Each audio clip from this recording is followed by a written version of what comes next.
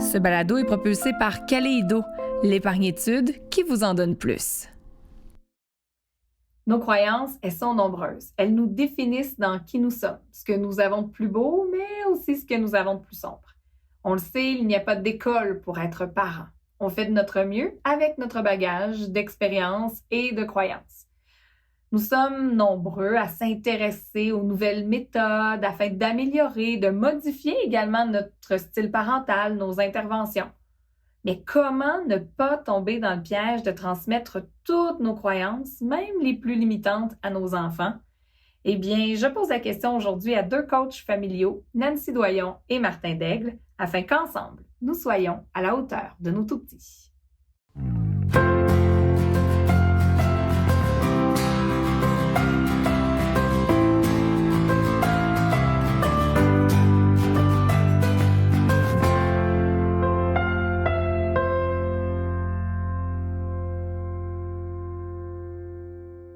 Le thème d'aujourd'hui m'est venu justement en consultant la page Facebook de Nancy et Martin. Bonjour. Bonjour. J'ai vu une de vos capsules sur la transmission de nos croyances et je me disais, c'est un thème qu'il faut absolument aborder ensemble. Dites-nous, d'abord, j'aimerais vous entendre, moi je l'ai lu sur votre site, mais j'aimerais ça vous entendre là-dessus, la transmission volontaire ou involontaire de nos croyances à nos enfants. En fait, on ne réalise pas, mais par nos paroles, par nos actes, surtout par nos actes, en fait, on induit un paquet de croyances chez nos enfants qui, par la suite, vont avoir un impact majeur sur leur façon de voir le monde, sur leurs relations, sur leurs actions, sur leur comportement. Quelques exemples. Quelle croyance, Martin, as-tu reçue par rapport à l'argent? Moi, puisqu'on est une grosse famille, mes parents disaient toujours, on est né pour un petit pain. Donc, pour nous, être un daigle, c'est ne pas avoir d'argent.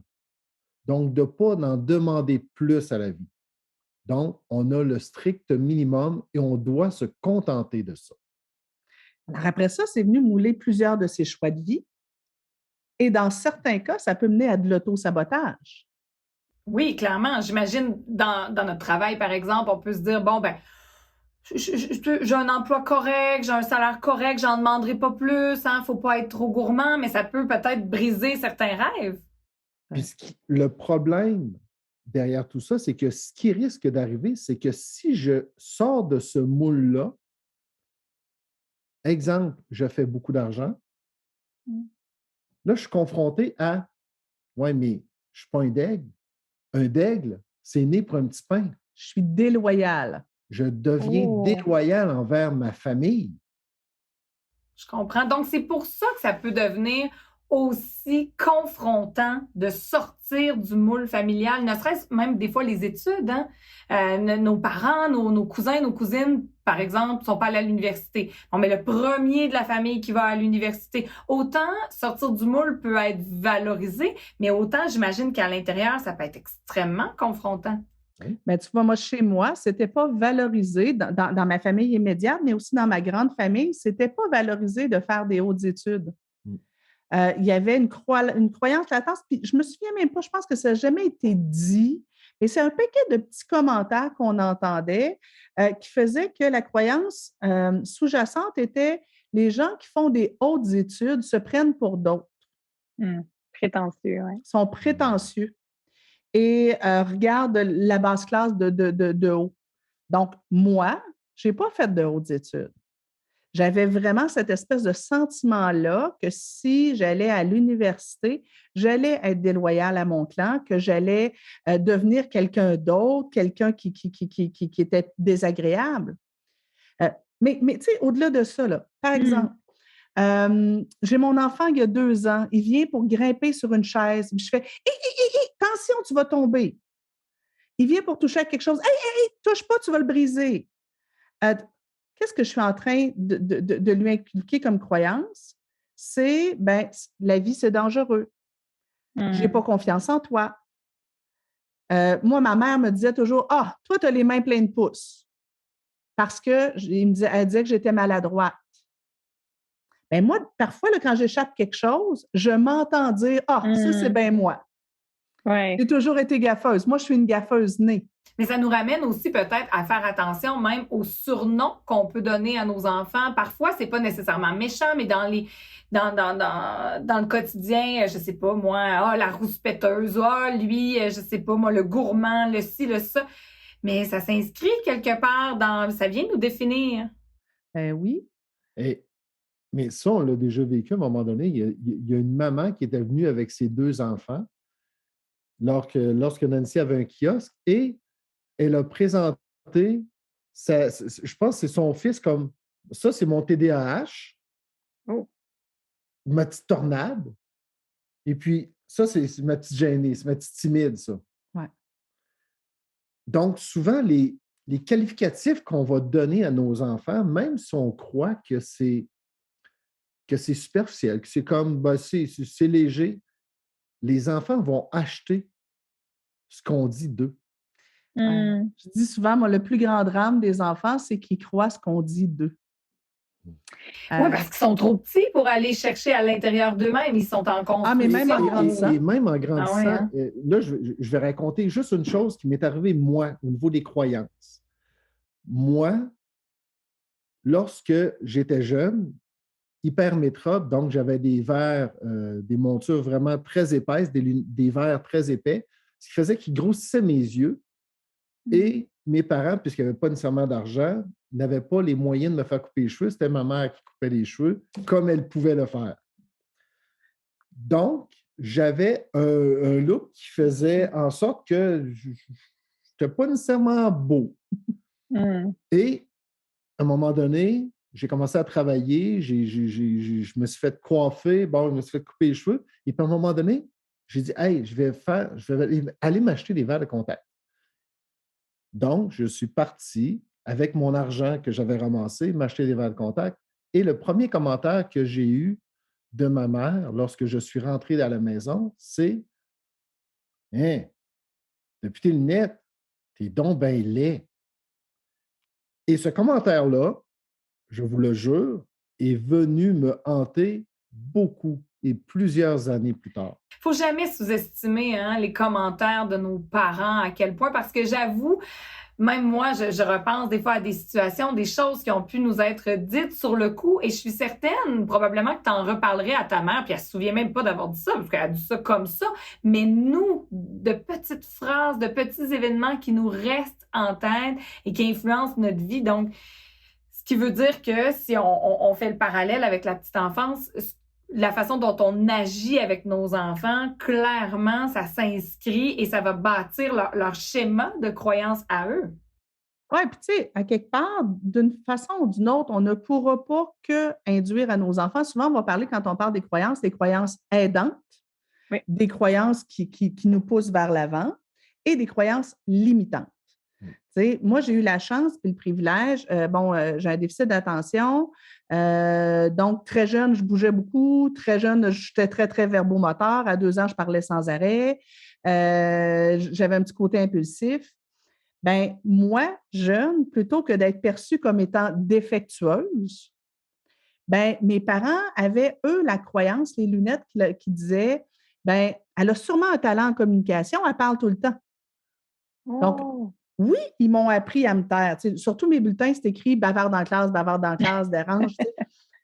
Mais ma mère, elle, sa croyance, c'était bien, c'est sûr qu'il va falloir que tu apprennes à le moduler, mais tu as sûrement du talent en communication. Alors, partout où on passait, quand il y avait besoin, il disait, on aurait besoin de quelqu'un pour animer, ma mère disait, ah, j'en ai une ici.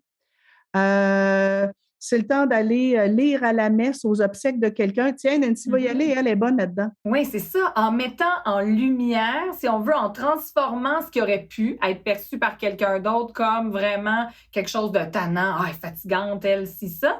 Mais elle l'a mis en lumière et justement, maintenant, tu gagnes ta vie avec ça, des conférences, on fait un balado, tout ça. Donc, ça s'est transformé en force. Mais oui, par rapport à ce qu'on fait à notre enfant, mais nous, en tant que parents, inévitablement, on voit nos parents, on voit ce qu'ils font, on voit justement les croyances aidantes, les croyances limitantes. comment on peut faire pour se débarrasser, si on veut, de certaines croyances limitantes, justement pour ne pas les inculquer, parce que c'est en nous, hein. Des fois, ça peut sortir, comment je peux dire, de façon, ça peut sortir sans que ce soit voulu, c'est plus fort que nous. La phrase peut sortir justement, si je reprends le nez pour un petit pain, même si nous, on se dit, voyons, on n'y croit plus à ça, mais il arrive une situation où on est au centre d'achat ou je sais pas quoi, ah ben non, notre relation à l'argent, ou comment on peut faire pour se sortir de ça? Puis en plus, il y a une très grande partie de nos croyances qui sont inconscientes. On n'en a même pas conscience. Donc, la première étape, c'est peut-être de s'asseoir pour justement essayer de prendre conscience du plus de croyances possible. Je prends une feuille et un crayon, puis je regarde les différentes sphères de ma vie. Fait que, tu sais, je pourrais me poser des questions comme quelles sont toutes les croyances que j'ai reçues de la part de mes parents par rapport à l'argent? Quelqu'un qui est aisé financièrement, il est comment? Mon père, il percevait ça comment? Ma mère percevait ça comment? J'aimais aussi, moi, il y avait un psychologue qui me l'avait fait faire à moi, il m'avait dit, si ton père avait à te décrire, il te décrirait comment? Si ta mère avait à te décrire, elle te décrirait comment? Et là-dedans, lesquelles sont des perceptions justes et lesquelles de ces croyances-là tu ne veux plus? Donc, tu sais, c'est intéressant de se poser la question. Donc, mes parents m'ont renvoyé quelle image de moi? Après ça, ça pourrait être, bon, exemple, quelles sont les croyances rattachées à mon nom? Être un daigle, c'est être né pour un petit pain. Moi, être une doyon, ça venait avec être rond, avoir des problèmes de poids et être quelqu'un qui mange beaucoup de sucre. Mais être une Simoneau, le nom de ma mère, ben ça c'était quelqu'un de très émotif. C'est intéressant de prendre conscience de ça. Vraiment. Quelles sont mes croyances par rapport à la maternité? Moi, on m'a toujours dit qu'une bonne mère fait toujours.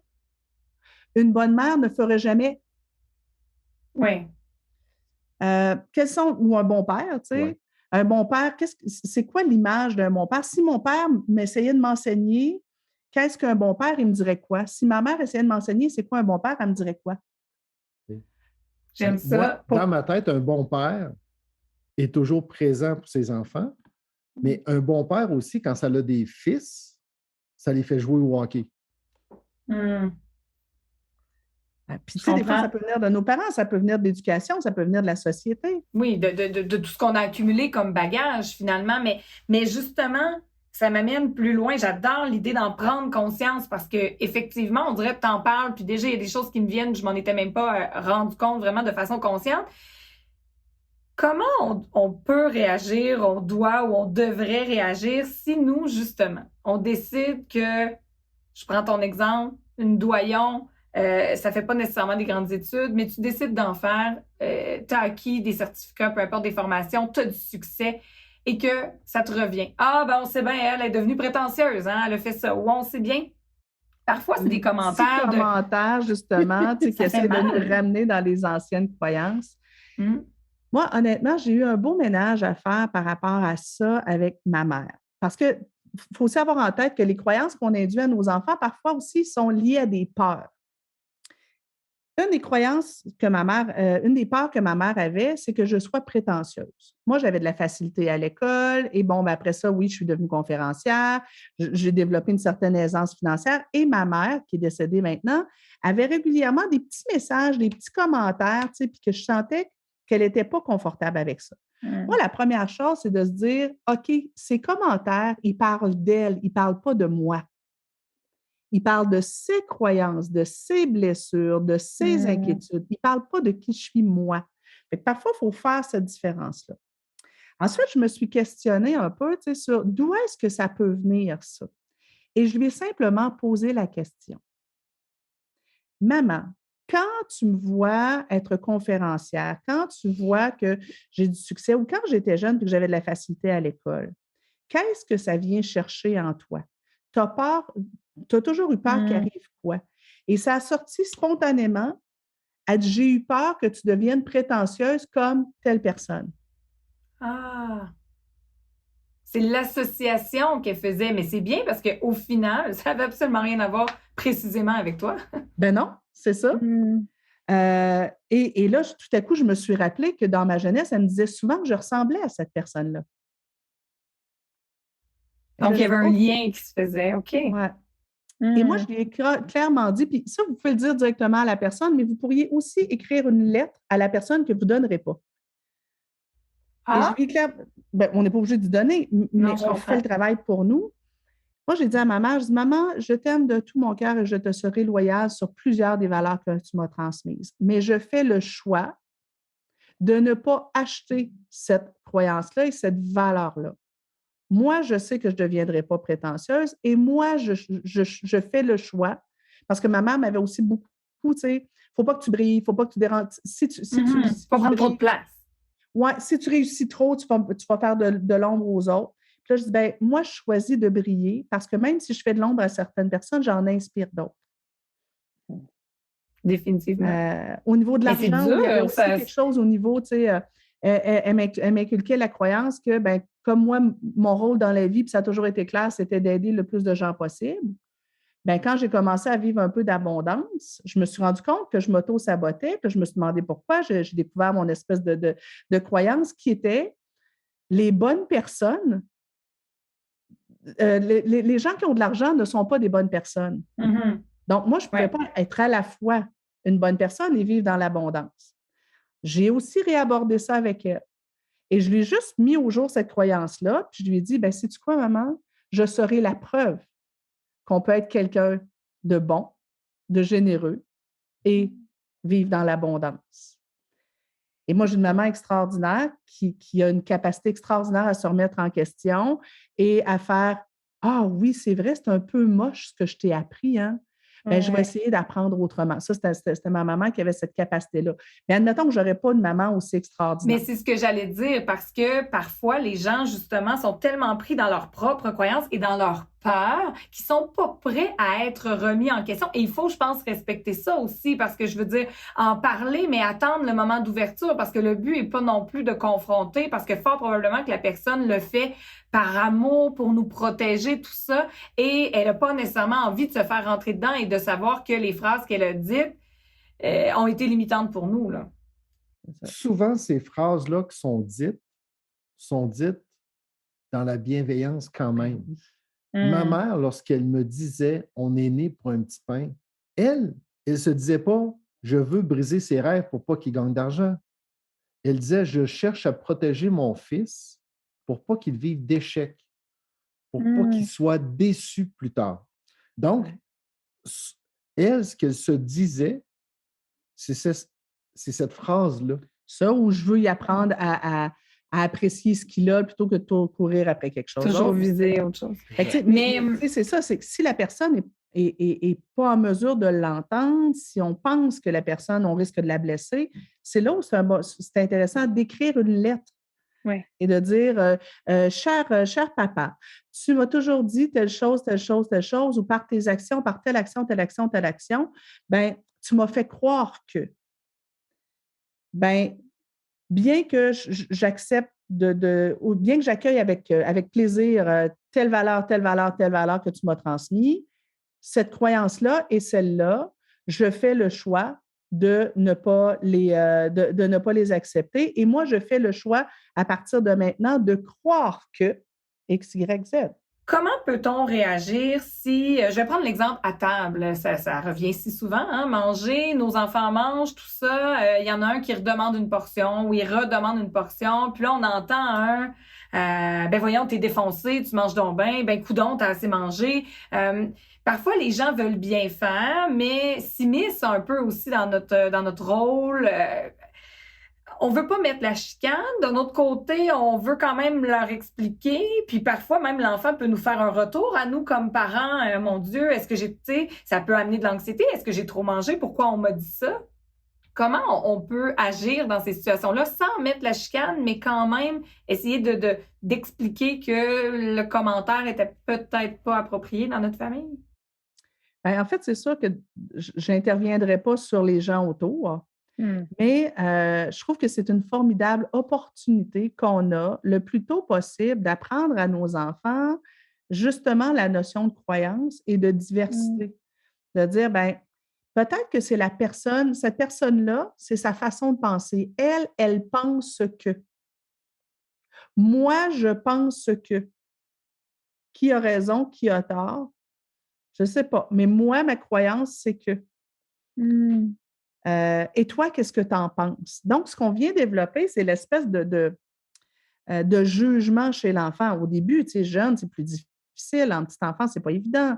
Mais tu sais, je pense à quelqu'un qui m'écrivait justement dans le temps des fêtes où grand-maman, voulant bien faire, quand l'enfant n'a pas fait quelque chose, elle lui a dit « t'es méchant ». Le petit, à peu près 4 ans, ça le secoue beaucoup. Et là, après, à l'heure du coucher, il pleure puis il dit « grand-maman m'a dit que j'étais méchant ». Maman ne sait pas trop comment réagir. Puis moi, ce que je disais, c'est juste dire à ton fils, toi, qu'est-ce que tu en penses? Est-ce que tu penses que tu es réellement méchant? Est-ce que ça se peut que grand-maman, elle a dit que tu es méchant, mais dans le fond, ce qu'elle voulait dire, elle s'est un peu trompée, puis elle voulait dire, ce que tu as fait, c'est pas bien. Tu sais quoi? Dans le temps où ta grand-mère était petite, les parents, ils disaient ça beaucoup aux enfants pour qu'ils écoutent. Pourquoi tu penses que grand-maman a dit ça? Peut-être qu'elle voulait juste que tu prennes conscience que ce n'était pas un bon comportement, que tu te replaces. Ouais.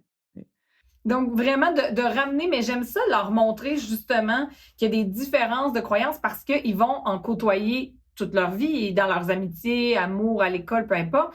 Donc, déjà de l'inculquer, surtout lorsque l'enfant, je pense, nous en reparle. Si jamais l'enfant nous en reparle pas, est-ce qu'on laisse faire et on attend? C'est ça. Si jamais la situation se répétait de façon constante, régulière, je veux dire, on avisera, mais sinon, on laisse passer.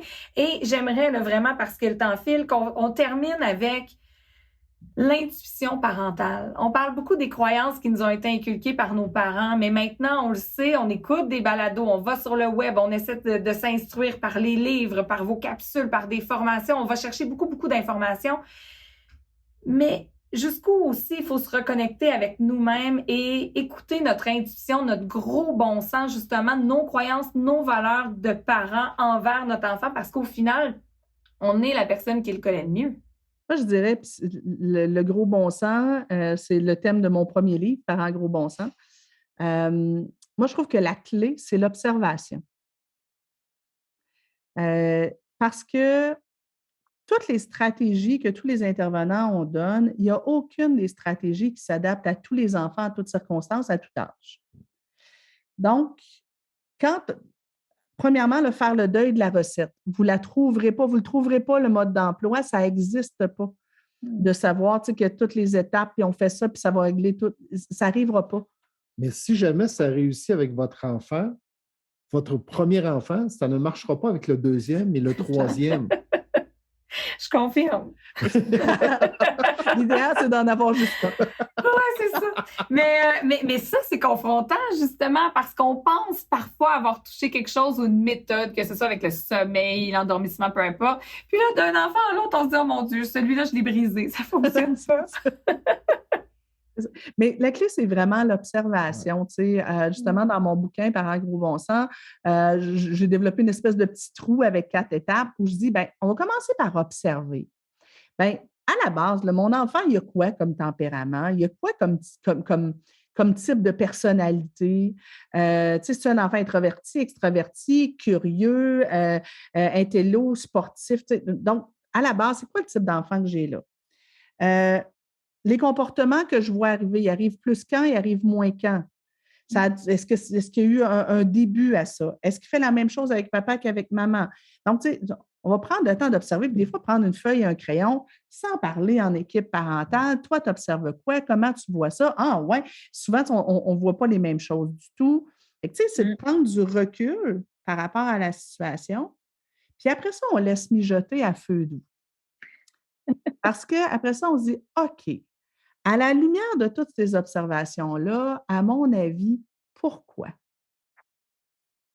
Qu'est-ce que mon enfant gagne par ce comportement-là? Qu'est-ce qui fuit avec ce comportement-là? À quels besoins ça pourrait peut-être répondre? Est-ce qu'il y a une charge émotive? Est-ce qu'il y a des croyances, justement? Et là, on laisse mijoter à feu doux, puis on se pose la question. C'est quoi nos hypothèses sur les pourquoi, les causes? Et après, là, on ira vers les petites recettes. Quand je me suis questionnée, puis que je me suis dit, ouais, moi, j'ai l'impression que quand Samuel, ses cornes poussent, ben le connaissant, c'est un enfant qui a beaucoup d'énergie, il a du gaz d'avion. Moi, j'ai l'impression, tu sais, je l'observe, là, puis les cornes poussent, puis il se met à faire des bêtises. Souvent, tu sais, quand ça fait longtemps qu'on lui demande d'être calme, moi, je pense qu'il a besoin de bouger plus. Peut-être que pour lui, de longues périodes d'attention, c'est pas possible. Donc, fragmentons l'horaire ou faisons autre chose. Exact. Ou assurons-nous de lui faire dépenser son énergie juste avant les moments où ils doivent être, admettons, juste avant le repas, par exemple. On donnait l'exemple du repas. Oui. Après ça, j'ai Noémie. Noémie, elle, je l'observe, puis quand est-ce qu'elle fait des chichis au repas? Quand est-ce qu'elle ne veut pas manger? Oui, elle, là, suite à mes observations, là, on pense que c'est de la recherche d'attention. On pense qu'elle, à l'heure du repas, ne pas vouloir manger, c'est sa façon de récupérer l'attention sur elle. Bon, ben écoute, on va peut-être lui donner plus d'attention quand elle mange, puis moins quand elle ne mange pas. Puis Simone, elle, ben, à force de l'observer, puis questionner, puis peut-être questionner la garderie, bien, Christy, elle mange énormément à la garderie, puis là, ben, tu sais, ben, peut-être qu'elle n'a pas faim le soir. Peut-être que quand elle arrive, elle a comblé tous ses besoins alimentaires. On peut dire qu'au final, l'idée de prendre du recul, que ce soit par rapport à nous-mêmes, par rapport à nos croyances, prendre le temps de noter, j'aimais beaucoup ça parce que on a nous aussi des phrases qui sont cachées dans notre tête et même par rapport à nos enfants, lorsqu'il arrive un comportement, prendre le temps de prendre du recul, observer, en discuter pour ensuite agir, eh bien, ça nous permettra de faire des interventions probablement plus ciblées et pour nous aussi de mieux nous comprendre et de pouvoir agir donc sur la famille à plus long terme. Merci beaucoup, Nancy et Martin. On l'a vu, nos croyances, notre vécu viennent influencer l'éducation que l'on porte à nos enfants. Il y a un courant en ce moment vraiment de retour aux sources, de retour à la base. Pourquoi ne pas porter peut-être un regard plus lucide envers notre planète, envers la nature, elle qui, on le sait, se porte plutôt mal en ce moment. Alors, ça m'a amené dans mes recherches à découvrir l'éco-éducation sensible. Je veux en discuter aujourd'hui avec la fondatrice de La Mère Nature et une pionnière en éco-éducation sensible au Québec, Julie Filiatro. Bonjour, Julie. Bonjour. Donc, le mandat, si on veut, la mission de la Mère Nature est de soigner, réconcilier, réenchanter en réanimant, si on veut, nos liens avec la nature. On s'entend, ce n'est pas une mince tâche. Comment tu t'y prends? C'est une très grande question. Ce que je crois fondamentalement, en fait, c'est que là, ce qui nous a menés à cette situation sur la Terre, en fait, la crise climatique, l'urgence climatique, les grands bouleversements qui sont en train de se passer du point de vue de la nature. Je crois fondamentalement que c'est les liens, en fait, qui se sont brisés entre nous et elle. Donc, je pense que l'approche, c'est vraiment, on doit aller resoigner, on doit soigner ces liens-là, réconcilier nos liens entre nous aussi, avec les humains, avec les autres êtres vivants, avec les autres peuples, avec la nature, puis dans un objectif de réenchanter tout ça, puis que tout ça, ça redevienne harmonieux. Alors, un long chemin de bataille, d'expérience qui m'ont mené là. Aujourd'hui, la mission, c'est vraiment d'avoir, j'ose dire, faire ma part à transformer le paradigme en ce moment. Faire ma part pour changer les choses, changer le monde pour les enfants d'aujourd'hui puis tous ceux qui s'en viennent. Ouais. Ouais. Mais on le sait, les enfants, ce sont notre avenir. Donc, en quoi c'est fondamental de tenter de les connecter ou du moins de maintenir cette connexion? Parce qu'on dirait qu'en eux, ça vient de soi, d'être près de la terre, de toucher les choses, de se soucier quand même du monde qui les entoure. Donc, en quoi c'est fondamental comme parents de nourrir ce lien-là pour nos tout-petits? Bien, en fait, c'est fondamental pour tout le monde. C'est fondamental peut-être premièrement pour nous, les adultes qui accompagnons les enfants. Les humains, c'est des animaux, Puis les animaux, on est des animaux parmi les autres animaux de la Terre dans un écosystème. La Terre, c'est un grand écosystème. pourquoi les enfants auraient besoin de se reconnecter à ça ou pourquoi nous, on aurait besoin de se reconnecter à la nature, tout simplement parce que c'est de là qu'on est issu. On fait partie de la nature. La nature n'est pas à l'extérieur de nous. On fait vraiment partie d'un écosystème dans lequel on est censé avoir un rôle à jouer. Dans un écosystème, par exemple, une forêt ou un étang, chaque partie, si on parle d'un étang, on va avoir la grenouille, l'algue, le poisson, l'eau, le raton laveur, l'arbre. Ils ont tous un rôle à jouer. C'est la même chose pour nous dans la nature. Les enfants ont leur place inhérente dans la nature parce qu'on est la nature. Ça serait la réponse courte. Oui, non, mais je trouve ça vraiment intéressant. Puis, on a tendance, en tout cas, je parle pour moi, à l'oublier peut-être en vieillissant, que justement, tout est interconnecté et la nature nous permet de vivre, de respirer, de nous nourrir et que on doit donc reconnecter ce lien-là avec la nature, mais aussi, tu disais, on est des animaux, ce lien-là avec les autres également, Oui. s'assurer de bien connecter, de se réconcilier dans cette vie-là du tous ensemble. Et comment, d'ailleurs, en tant que parent, on peut amener peut-être l'idée de l'éco-éducation sensible? Comment on peut apprendre de ce sujet pour justement se reconnecter et le transmettre à nos enfants? Bien, en fait, l'éco-éducation, déjà, c'est une éducation éco, ça veut dire habitat, ça veut dire notre environnement. Donc, c'est une éducation qui prend à cœur, en son centre, notre habitat premier qui est notre terre. Et la sensibilité, si on cherche dans le dictionnaire, la sensibilité, c'est la capacité d'un organe ou d'un être vivant à s'adapter aux modifications de son milieu. Déjà, avec cette vision-là, où on met ça ensemble, puis on dit, bien là, on veut avoir une approche envers les enfants qui va être non seulement centrée avec en son cœur la nature, parce que c'est notre habitat premier, puis c'est notre maison, c'est notre grande maison, mais aussi s'adapter, en fait, s'adapter aux modifications de notre environnement. Et cette sensibilité-là prend plusieurs formes. Déjà, à la base du développement humain, pour les tout-petits, la sensibilité permet les connexions neuronales. Fait que ça, déjà, à un premier niveau, on a ça. Mais on a aussi la sensibilité qu'on va pouvoir développer dans notre famille, avec les enfants, à tous les niveaux. La sensibilité du corps, par les sens, qui vont aider ces connexions neuronales-là. La sensibilité émotionnelle. C'est drôle comment il y a beaucoup d'enfants dans cette génération-là qui ont des hypersensibilités. Moi, je crois que la sensibilité, en fait, c'est quelque chose qu'on a beaucoup exclu de nos systèmes. Et c'est quelque chose qui est, je crois, le chaînon manquant en ce moment de qu'est-ce qui se passe en éducation. Par la sensibilité, en retournant dans la sensibilité, dans le ralentir, simplifier, prendre le temps, s'émerveiller, se relier à ce qui est là autour de nous. Comment on peut se reconnecter à la nature si on n'est pas relié à elle? Dans un écosystème, qu'est-ce qui est caractéristique? C'est la quantité de relations. Plus il y a d'interrelations entre les participants d'un écosystème, puis plus l'écosystème va être sain. Donc, dans notre famille, on va vouloir augmenter les interrelations qu'on a envers nos enfants, envers nos voisins, envers les plantes qui sont sur notre terrain, entre nous. Fait que ce serait vraiment ça le chemin à prendre. Oui, donc... Au final, tu as un peu répondu à ma prochaine question où j'allais dire comment, en tant que parent, on peut avoir des moyens concrets, mais je pense que tu l'as bien dit, à ralentir, s'émerveiller, prendre le temps, chose qu'on ne fait plus, ou en tout cas, je trouve que ça revient beaucoup d'actualité, justement, prendre le temps. On en a parlé dans un épisode précédent avec une autrice qui nous dit qu'elle est une fleuriste du cœur. Donc, elle invite déjà les enfants en bas âge à avoir des moments de gratitude, des moments simplement pour poser le regard sur quelque chose. Je trouve que c'est vraiment en lien, justement, avec ce que tu proposes. Et l'hypersensibilité, c'est un sujet, on en a traité également dans un autre épisode. De plus en plus d'enfants sont hypersensibles, mais est-ce que justement, pour tenter d'aider le fait d'accueillir cette sensibilité-là et de reconnecter l'enfant à la nature, mais aussi à ses contacts, que ce soit la famille élargie ou à l'aider dans ses connexions avec ses amis, est-ce que ça pourrait être une façon d'aider justement notre enfant?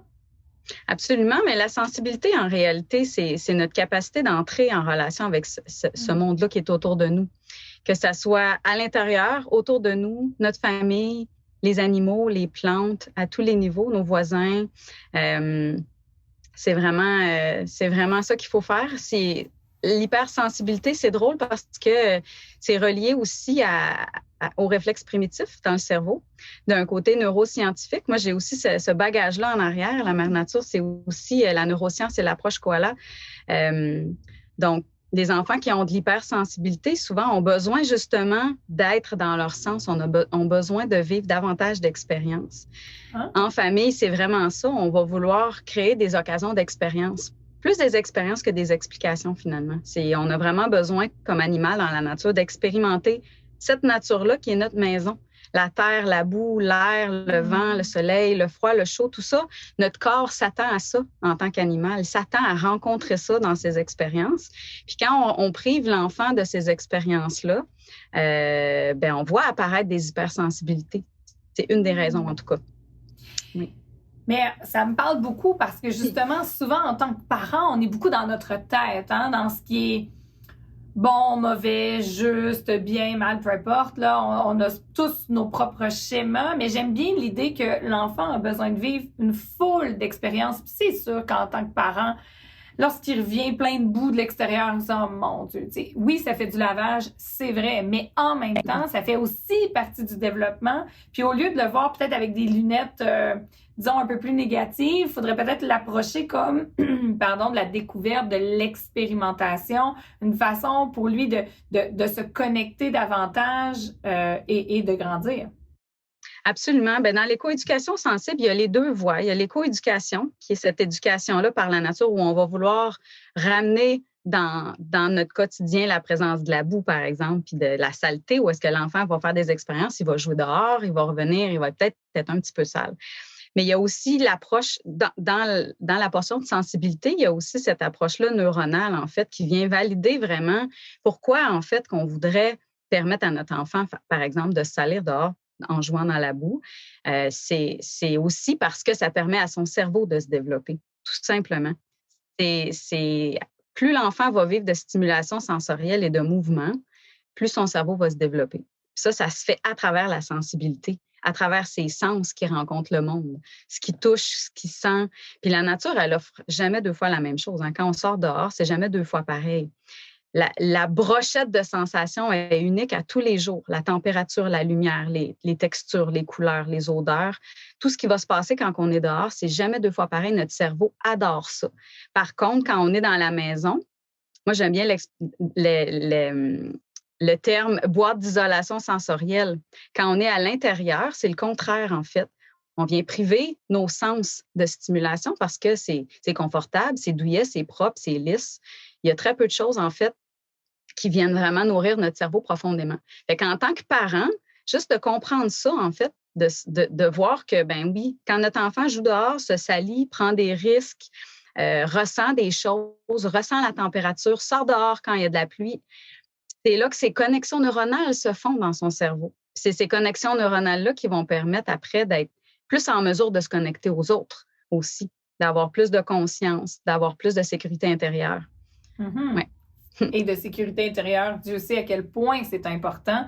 Donc, vraiment de le nourrir de plein de façons. Et en terminant, je pense que les bienfaits, on vient de les nommer, ils sont nombreux. Mais est-ce que c'est une approche qui est de plus en plus en demande au Québec? Toi qui baignes, si on veut, dans cet univers depuis un moment déjà, est-ce que tu sens qu'il y a plus d'ouverture, qu'il y a plus de demandes envers l'écoéducation sensible? L'écoéducation sensible, c'est vraiment quelque chose que j'ai créé. L'écoéducation par la nature, c'est quelque chose qui est plus connu, qui est arrivé au Québec peut-être en 2018-2019 de façon progressive. Pendant vraiment longtemps, on n'avait pas encore ça. Moi, j'ai fait ça fait vraiment longtemps que je développe l'écoéducation par la nature. L'écoéducation sensible, en fait, c'est une branche avancée et enrichie de l'écoéducation par la nature. Fait que l'écoéducation par la nature, c'est comme, on pourrait dire, le premier grand niveau qui est très riche et très précieux, en fait, de comment on va décider de remettre les enfants dans la nature. On va décider, nous aussi, de se remettre dans la nature et de se relier aux saisons, à la température, à la météo, aux animaux, aux plantes, tout ça. En rajoutant l'écoéducation sensible, ça, c'est de l'amener vraiment à un niveau beaucoup plus engagé d'un point de vue social, d'un point de vue politique même. Ça l'amène à un niveau où est-ce que aussi, pour la première fois de l'histoire, je crois, on vient joindre la nature et la neuroscience ensemble pour prendre soin des tout-petits. Fait que ça, Wow. c'est vraiment ça la mission. Est-ce que c'est de plus en plus en demande? Ben, j'offre des services par l'approche Koala, qui est un service que j'ai développé ou c'est la portion un petit peu plus neurosciences. Oui, absolument. Il y a plein de gens qui ont besoin. Les enfants vivent des difficultés. Les parents cherchent des réponses. On a beaucoup d'enfants, beaucoup d'adultes aussi, là, mais beaucoup d'enfants qui ont de l'anxiété, justement, des hypersensibilités, des diagnostics de toutes sortes. Est-ce que c'est quelque chose qu'on a besoin de rajouter de la sensibilité dans nos vies, dans notre quotidien, entre nous, dans nos familles, dans nos milieux de travail, envers nos enfants? Absolument. Si la sensibilité, c'est la capacité de s'adapter aux modifications de notre milieu et qu'on considère qu'on est bien dans la 6e extinction de masse en ce moment sur la Terre, où 200 espèces par jour disparaissent, je crois bien qu'on a manqué de sensibilité en quelque part. Ah ouais, c'est clair. Merci, Julie, pour ton travail, pour tes démarches. J'adore l'idée aussi que la science vient se jumeler à la nature. Je pense que ça amène, en fait, tout ça encore plus loin. J'invite donc les gens à découvrir la mère nature. Également, on a parlé de l'approche Koala, donc les gens pourront découvrir ton travail. Alors, merci pour tes recherches, merci pour ton approche, en espérant que justement, on s'ouvre davantage à la sensibilité et qu'on ait la chance peut-être de se reparler dans une prochaine saison pour aller encore plus en profondeur, parce que je pense que ce sujet pourrait faire vraiment l'office de sujet principal d'une émission entière, parce qu'il y a vraiment beaucoup de choses à aller chercher là-dedans. J'aime beaucoup l'idée de la sensibilité, de la connexion aux autres et tout ça. Alors, merci d'avoir été là. La transmission des croyances, on vient de le voir, ça peut clairement nous laisser un biais sur notre potentiel, sur qui on a l'impression d'être, sur notre vision des choses. Alors, je trouvais essentiel dans ce segment coup de cœur d'aborder la vision que l'on a en tant que parent de notre corps, comme papa, comme maman. Quelle est notre propre vision de notre corps? Comment ça peut influencer également les commentaires qu'on va faire au quotidien, ne serait-ce qu'en écoutant la télévision ou en lien avec nos enfants? Alors, j'en discute aujourd'hui avec Marie-Michèle Ricard, qui est psychoéducatrice, psychothérapeute, autrice, à propos de tout ce qui a trait à une relation saine avec notre corps. Bonjour Marie-Michèle. Allô Maggie. Dis-moi, comme parent, là, clairement, hein, parfois on se regarde dans le miroir puis on se dit « Ah, c'est une bonne journée », des fois c'est moins des bonnes journées. La relation, j'imagine, que l'on cultive avec notre propre corps peut avoir des impacts sur celle de notre enfant, sur la façon dont il va se voir dans l'avenir. Absolument, tu as bien raison. Puis c'est pour ça que c'est important d'en parler, parce que des fois, on peut penser à tort en tant que parent, c'est important l'image corporelle de notre enfant, mais la base, c'est effectivement notre propre image corporelle, donc celle du parent. Puis effectivement, ça a un impact. Alors, le parent qui a une image corporelle qui est plutôt négative par différentes manifestations, mais ça va avoir un impact sur le développement de l'image corporelle de leurs enfants. Oui. J'imagine, même si nos enfants sont petits, c'est un aspect à ne pas négliger. Crois-tu qu'ils sont davantage observateurs que l'impression qu'on peut avoir? Par exemple, si moi, je suis au régime et je mange pas la même chose que la famille, par exemple, la soirée des pâtes, ben moi, j'en mange pas. Ou si je calcule mes portions, si je fais beaucoup référence aux calories, est-ce que ça peut déjà avoir une incidence sur notre enfant, même en bas âge? Ah oui, définitivement. Je te dirais que tes exemples sont parfaits. C'est exactement ça. Et quand on parle de bas âge, là, on parle de la petite enfance. L'insatisfaction corporelle s'exprime à partir de 4 ans environ. C'est là qu'on commence à l'observer. Fait que c'est vraiment tôt. Alors, c'est-à-dire à quel point ça commence dès le début, finalement. Alors, tous les comportements alimentaires et les comportements face à l'image corporelle du parent sont tout le temps importants. On le dit, hein, il faut que les bottines suivent les babines, justement. Hein, un maire très connu qui disait ça, mais comment faire, justement, si en tant que parent, on n'est pas satisfait de notre image corporelle, mais qu'on ne veut pas nécessairement transmettre ça à nos enfants? Est-ce qu'il y a des trucs, des outils? Comment on peut faire? Bien, en fait, oui, il y en a, mais c'est important de ne pas comme sauter par-dessus l'étape de faire son propre travail par rapport à son image corporelle. Puis ça, c'est comme le bout de plate que je dis tout le temps. Quand les gens viennent nous voir, c'est comme « Ah, c'est pas tant ça que je voulais entendre, là. » Oui, c'est ça. Tu sais, je le sais que j'ai mes enjeux, ça ne me tente pas trop de les travailler, c'est pas quelque chose où je le sens pas nécessaire à travailler, mais je suis consciente, par exemple, de l'impact que ça peut avoir sur mon enfant, puis c'est ça que je veux pas. Fait que dis-moi comment ne pas avoir d'impact. Ben non. Non, Ça hein? fonctionne. Ben non, justement, on ne peut pas sauter par-dessus cette étape-là. Puis tantôt, tu disais, tu sais, ça se peut-tu que les enfants, dans le fond, ils reçoivent, tu sais, c'est comme des éponges, ils sont très observateurs. Puis la réponse, c'est oui. Tu sais, on peut malheureusement pas s'asseoir sur, ben je vais leur dire, tu sais, mes paroles vont être les bonnes, je vais le nommer que c'est important, mais moi, par exemple, j'en mangerai pas de pâtes. Ben non, ça ne marchera pas. Ils vont Ouais. entendre le message verbal, oui, il va être entendu, mais les actions sont vraiment importantes. Je pense qu'il faut tout simplement se rappeler, tu sais, le mot-clé en tant que parent, c'est qu'on est un modèle. Alors, j'incarne quelque chose d'important et je montre à mon enfant comment faire, pourquoi le faire, quoi faire. J'avoue que c'est une réponse probablement qu'on n'a pas envie d'entendre comme parents, qu'il faut regarder peut-être à l'intérieur de soi quelles sont nos propres croyances limitantes ou nos propres petits démons en lien avec notre apparence, en lien avec notre vision de nous-mêmes qui est souvent très, très différente que celle que les autres ont de nous-mêmes.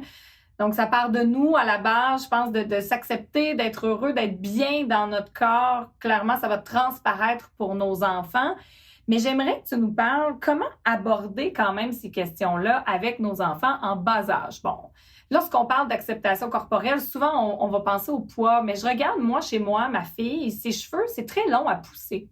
Elle a 5 ans et ses cheveux, là, c'est un peu plus long, mais étaient relativement courts. Donc, elle, c'était un enjeu pour elle par rapport aux petites filles de la garderie qui avaient de beaux grands cheveux longs. Ça peut être des fois la taille, être le plus petit ou le plus grand. Ça peut amener des enjeux. Comment on discute de ça avec nos enfants? Oui. Bien, avant de répondre à ta question, là, je veux juste peut-être rassurer sur un élément. Tantôt, quand on parlait justement que, bon, bien, ça parle du parent, les enjeux du parent, c'est important de s'accepter. Il ne faut pas non plus conclure que, OK, fait que pour aider mon enfant, il faut que je m'aime à 100% tout le temps, puis il faut que mon image corporelle soit 100% positive. C'est pas ça.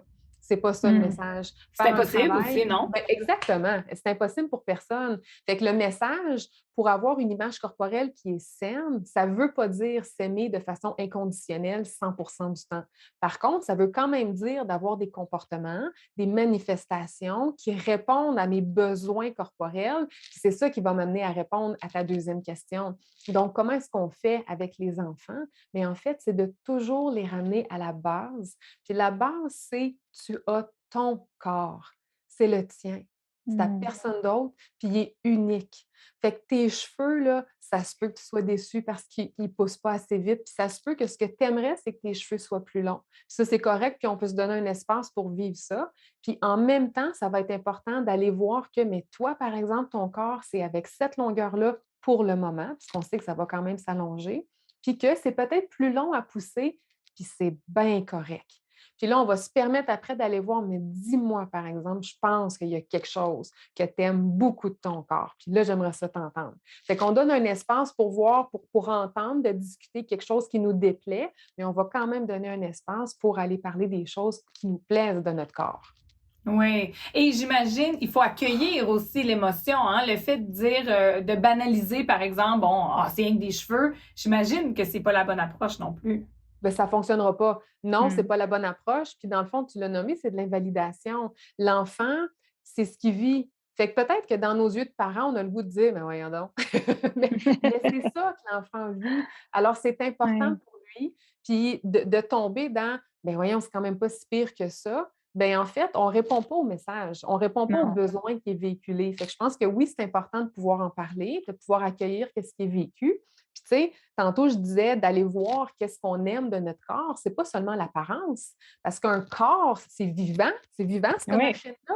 On fait des affaires. Fait que c'est là où le modèle, le parent, va vouloir aussi faire des choses avec l'enfant. Viens, on va aller faire un bonhomme de neige à l'extérieur. Viens, on va cuisiner. Viens, on s'en va nager. Puis là, on va vraiment mettre l'emphase sur dis-moi quelle partie de ton corps tu t'es servi aujourd'hui. Qu'est-ce que tu as aimé? Qu'est-ce qu'on pourrait travailler davantage? Qu'est-ce que tu ne connais pas? Y a-t-il des choses que tu n'es pas capable de faire encore puis qu'on pourrait comme développer ensemble? Fait qu'on fait des jeux. Fait que Tu sais, l'image corporelle, c'est pas la beauté. Non. Ça fait partie d'eux, mais c'est beaucoup plus que ça. Puis c'est ça qu'on veut inculquer à nos enfants. Ouais. J'aime ça, l'idée justement d'aller plus loin, d'aller au-delà de l'apparence comme telle, mais de montrer la puissance, à quel point notre corps est notre outil probablement le plus précieux. Hein? C'est grâce à lui qu'on arrive à faire plein de choses. Donc, d'amener cet aspect-là autrement, j'aime beaucoup ça pour ouvrir la discussion avec nos enfants au-delà justement de l'apparence. Mais si on revient inévitablement au poids, on le sait, les diètes, c'est proscrit maintenant, c'est même décrié partout. Mais comment agir en tant que parent si on voit, par exemple, l'idée de peser notre enfant est pas nécessairement une bonne idée, mais en même temps, lorsqu'ils viennent au monde, qu'est-ce qu'on fait? On les pèse, puis on évalue leur percentile, hein? On les met sur une courbe. Ils sont plus grands en dessous de la courbe, dans la courbe. Puis à chaque fois, là, on valide ça. Puis même le fameux IMC, hein? Lorsque c'est un petit peu trop... Alors, je trouve ça difficile parfois comme parent de savoir où se situer là-dedans parce qu'on veut pas inculquer la notion de régime, de manger des cochonneries, les calories, mais en même temps, à partir de la naissance, on les mesure, on les pèse, on les évalue. Donc, comment bien vivre là-dedans? Bien, en fait, ce que j'aimerais dire, c'est que c'est pas nous autres qui les pèsent quand ils naissent. Non. Fait que, tu sais, je pense que l'important, ça serait de laisser aux professionnels qualifiés la tâche de s'occuper de la courbe de croissance. Puis oui, ils sont pesés quand ils sont naissants, puis oui, il faut s'assurer qu'il n'y a pas de maladie, mais après, le médecin, c'est pas sa seule mesure. Puis de plus en plus, on va commencer à délaisser l'IMC pour vraiment aller chercher des évaluations qui sont autres, des mesures qui sont autres. Après ça, le parent, là, c'est pas sa job de peser son enfant. Sa job, là, aux parents, c'est d'aimer son enfant, première des choses, de travailler son lien d'attachement. Puis par rapport au corps, c'est de lui montrer et de lui enseigner que son corps lui parle. Tu parlais d'outils tantôt, tu nommes la phrase que j'adore, que je nomme tout le temps, puis qui doit figurer dans tous mes livres, qui est « Ton corps est ton outil le plus précieux ». Sauf que souvent, en tant que parent, ça fait des années qu'on a déconnecté des fois, puis qu'on ne l'écoute plus, ce corps-là. Qu'est-ce qu'il me dit? Je ne suis pas trop sûre. Qu'est-ce que je fais avec ça? Mais en tant que parent, c'est ça notre job avec notre enfant. Qu'est-ce qu'il dit ton corps? Puis ça, c'est pas seulement avec l'alimentation, c'est avec le dodo aussi. Avec exactement. La fatigue, hein? Combien de fois, même nous, en tant que parents, on est épuisés. Mais bon, dans l'horaire, on a un rendez-vous. Dans l'horaire, on doit faire ci, faire ça. Mais on se déconnecte donc de notre besoin vital, hein, de dormir, de manger. Donc là, il faut arriver, j'aime ça, à initier ce dialogue-là avec l'enfant pour dire qu'est-ce qui te dit ton corps. J'aime ça. Exactement. Puis si on fait un lien avec le modèle de tantôt, le parent, avec lui-même, pourrait justement nommer « Ah, je suis fatiguée, je le sens dans mon corps, là, mes épaules sont lourdes, je vais aller me reposer. » Juste d'entendre ça, on est en train d'envoyer un super message de modèle. Mon corps me parle, je suis capable de saisir son message, puis je l'écoute en lui offrant exactement ce qu'il demande. Puis là, on va faire la même chose avec l'enfant, que ça soit la fatigue, la faim, la satiété, la douleur, un besoin de câlin. On va souvent, on ne veut pas tomber dans les extrêmes, c'est pas tout le temps faire le lien tout le temps, mais le plus souvent possible, essayer justement de dire pour vrai, hein, c'est ça qui se passe, dis-moi comment tu le sens dans ton corps. Qu'est-ce qu'il te dit? Puis on peut même utiliser le corps à la troisième personne. Qu'est-ce qu'il te dit ton corps? Ah oui, il t'a dit ça. Comment qu'on pourrait lui répondre? Donc, parfait, viens-t'en, on s'en va le faire. Ah, j'aime ça. Et peut-être même l'amener justement, dans des aspects très positifs, même en lien peut-être avec l'énergie. Hein? Des fois, ils sont un petit peu plus, disons, turbulents ou énergiques à des moments qui, bon, pour nous, sont pas toujours nécessairement appropriés. Mais ça peut être intéressant de le dire.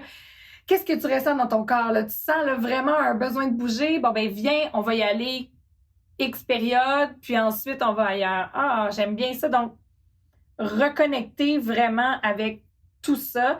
Et en terminant rapidement, on l'a dit, donc l'insatisfaction corporelle peut apparaître dès l'âge de 4 ans.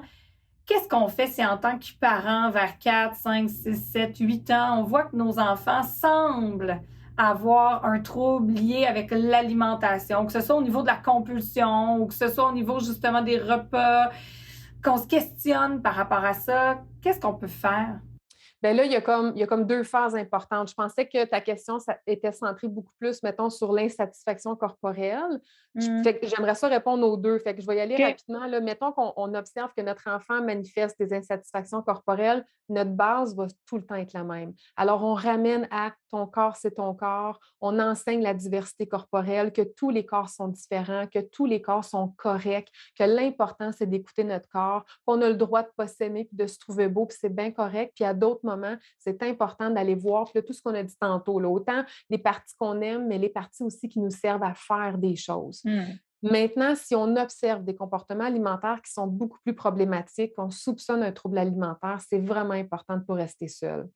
Ce n'est pas la job du parent de guérir le trouble alimentaire de son enfant. Alors, peu importe les soupçons, les inquiétudes, c'est important d'aller consulter des professionnels qui sont spécialisés en la matière. Alors, je pense aux médecins, aux nutritionnistes, aux psychologues, aux psychoéducatrices qui ont une spécialisation au niveau des comportements alimentaires problématiques. S'il n'y en a pas de trouble alimentaire, tant mieux, mais peut-être qu'on va pouvoir justement adresser c'est quoi les comportements alimentaires qui sont plus inquiétants puis comment revenir à une base plus régulière.